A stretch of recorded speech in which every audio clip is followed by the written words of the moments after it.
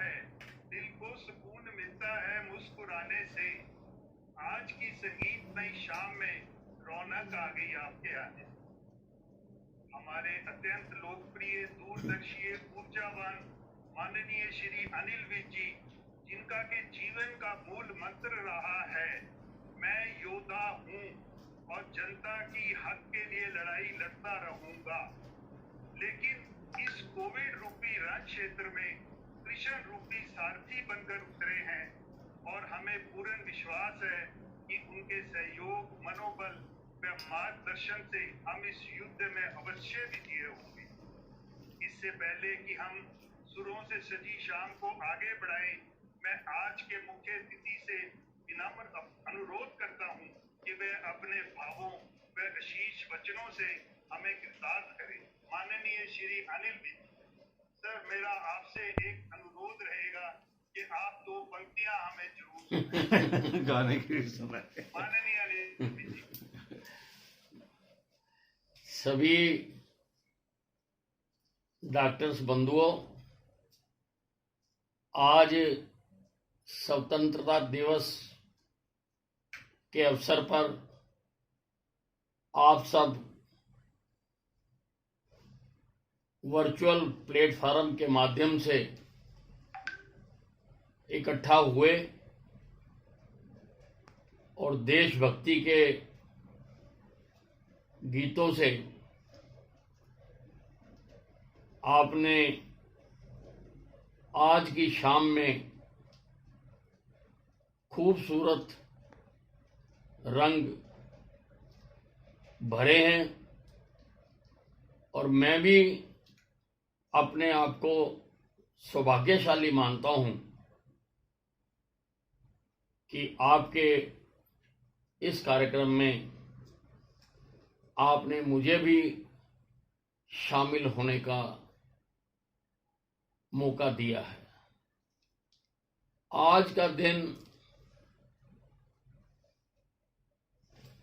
बहुत महान दिन है। अनेकों वर्षों की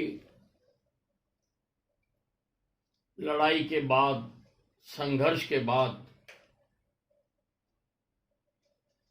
अनेकों लोगों की कुर्बानियां देने के बाद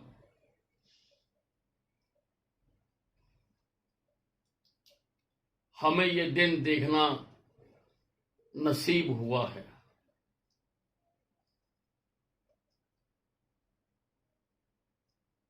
इस दिन को हासिल करने के लिए लोग हंसते हंसते फांसी के फंदों पर झूल गए। सारी उम्र काला पानी की कोठड़ियों में बिता दी। मुझे अंडमान निकोबार में उस सेलुलर जेल को देखने का अवसर प्राप्त हुआ है। उस सेलुलर जेल इस ढंग से बनाई गई थी कि उसमें कैदी किसी दूसरे मनुष्य की सारी जिंदगी शक्ल तक नहीं देख सकता था। इस ढंग से वो सेल बनाए गए। सारी जिंदगी लोगों ने अपनी इसमें लगा दी और 15 अगस्त 1947 को हमें अपनी मातृभूमि पर अपना तिरंगा फहराने का अवसर प्राप्त हुआ। महात्मा गांधी, भगत सिंह, सुभाष चंद्र बोस, कितने ही नाम हैं जिनको बुलाया नहीं जा सकता। और आज के दिन जहां हम आजादी का जश्न मनाएं, वहां हमें इन क्रांतिकारियों को भी याद करना चाहिए। नेताजी सुभाष चंद्र बोस, जिन्होंने उस हुकूमत के खिलाफ, जिस अंग्रेज हुकूमत के राज में कभी सूरज नहीं छुपता था, उस हुकूमत के खिलाफ सशस्त्र युद्ध करने का साहस दिखाया और अंडमान निकोबार को अंग्रेजों से कुछ समय के लिए आजाद भी करवा लिया था।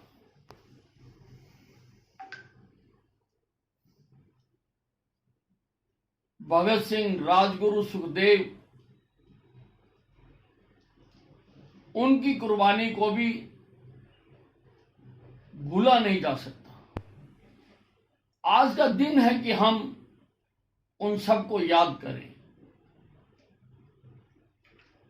और अपने श्रद्धा पुष्प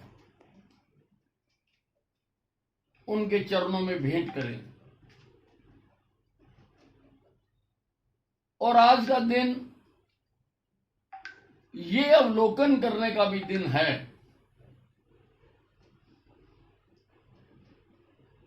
कि जिन मूल्यों को लेकर हमारे आजादी के क्रांतिकारियों ने अपनी जिंदगी लगा दी,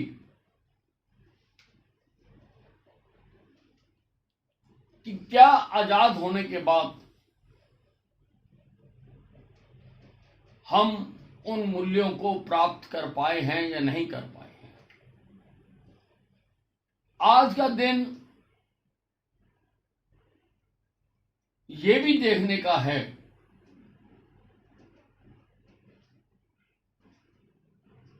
कि आजादी के बाद जो प्रगति, जो तरक्की हमको करनी चाहिए थी, हमने क्या खोया, क्या पाया। वास्तव में आज के दिन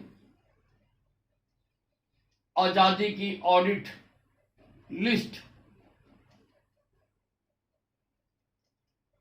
पर भी नजर मारनी चाहिए। उनके बहुत स्वप्न रहे होंगे, बहुत कुछ चाहते होंगे, नहीं तो हुकूमत तो अंग्रेज भी कर रहे थे, रोटी वो भी देते थे, छोटी मोटी डेवलपमेंट उन्होंने भी की है।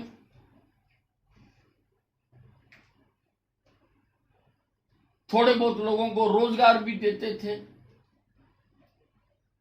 लेकिन केवल इतना मात्र कर लेना उनका मकसद नहीं था।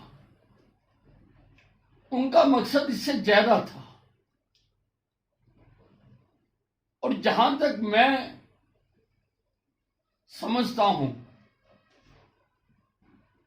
और जितना मैंने पढ़ा है, आजादी प्राप्त करने के सैकड़ों ध्येयों में से एक ध्येय ये था कि अंग्रेज जो हमारा सारा सरमाया यहां से लूट कर ले जाता है, आजाद होने के बाद वो हिंदुस्तान के हर बशिंदे पर समान रूप से लगे। जो आजादी के फल फूल हैं वो सब में समान रूप से बंटने चाहिए।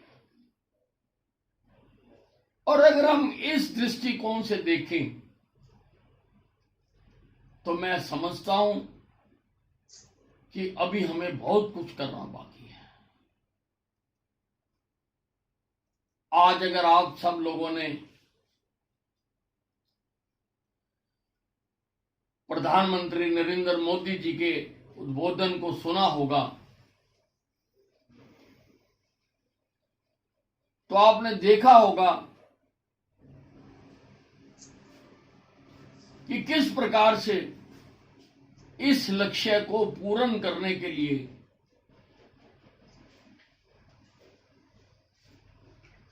वो कटिबद्ध हैं। उन्होंने आत्मनिर्भर भारत बनाने की बात कही है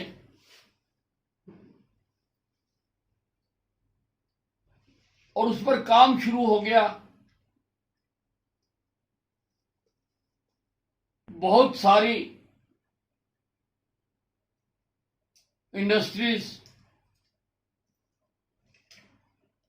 जो प्रोडक्ट यहां पर बना सकते हैं, हम बाहर से खरीदते हैं,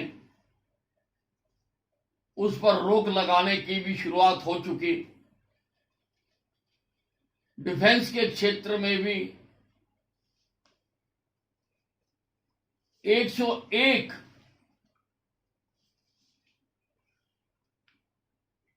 जो शस्त्र हैं उनको बाहर से मंगाने पर रोक लगा दी। इन सब कदमों का टारगेट ये है कि हमारे यहां पर रोजगार बढ़े, हमारे यहां पर विकास हो, हमारे यहां पर तरक्की हो और हम भी दूसरे देशों के साथ विकास की इस दौड़ में कदम से कदम मिलाकर चल सके। मैं अधिक नहीं बोलना चाहता क्योंकि आज आप सब और मैं भी जो देशभक्ति का तराना आपने छेड़ा है, मैं खुद उसमें खो जाना चाहता हूं, परंतु एक महामारी,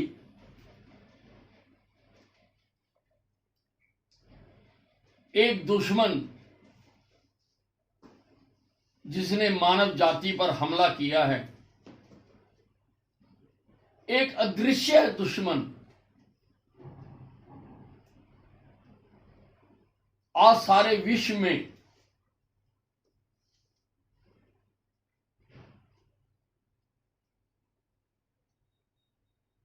उसने असर डाला है। आज उस लड़ाई को लड़ने के लिए जो आप सबका योगदान है,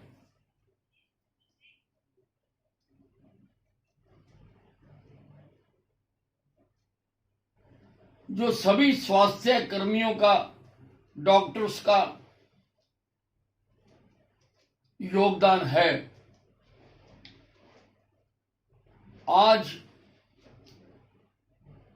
मैं उसको जरूर सलाम करना चाहूंगा।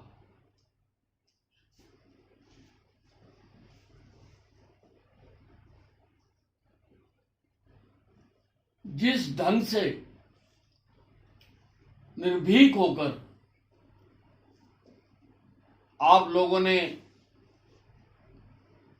इस लड़ाई में अपने आप को लगाया है, सारा राष्ट्र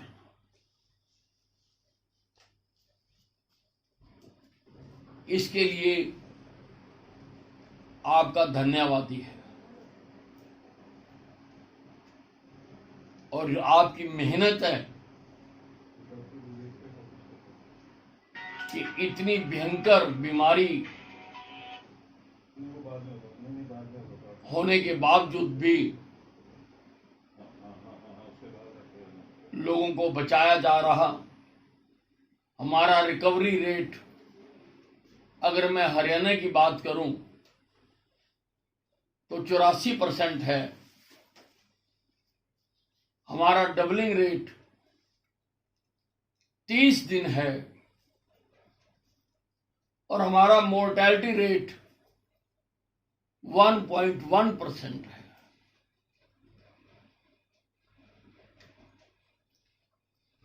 ये आप सबकी मेहनत का नतीजा है कि आप सब लोगों ने अपनी परवाह ना करते हुए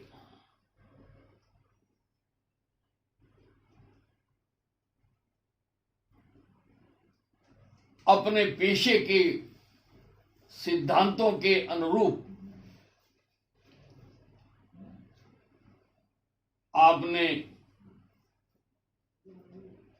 अपने दायित्व को निभा रहे हैं। मैं आप सबको सैल्यूट करना चाहता हूं और मुझे पूरी उम्मीद, भरोसा और विश्वास है कि जिस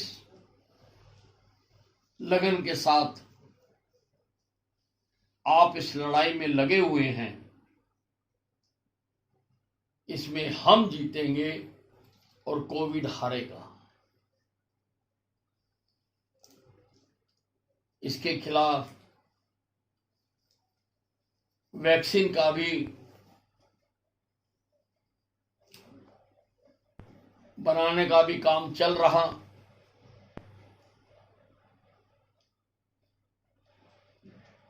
हालांकि रशिया ने तो अनाउंस भी कर दी, लेकिन बहुत सारे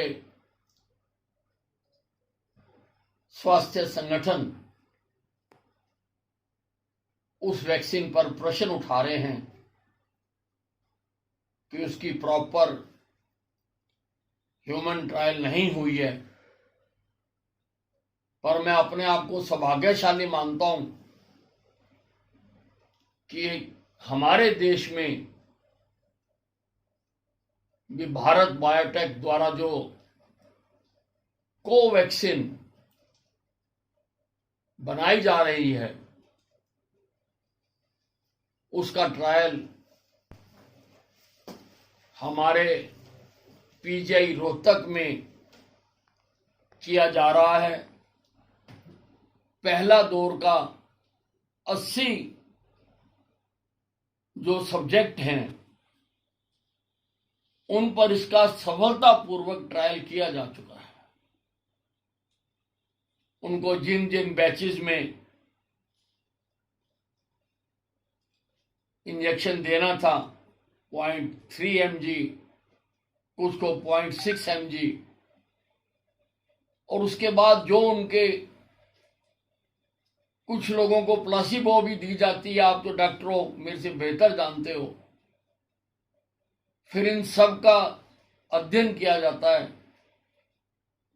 जो प्रथम चरण है, जो हरियाणा को अलॉट हुआ था, हालांकि 380-385 के करीब लोगों पर ट्रायल होना है। एम्स में भी हो रहा है, पटना में भी हो रहा है, और मुझे उम्मीद है कि बाकी के ट्रायल में भी हरियाणा को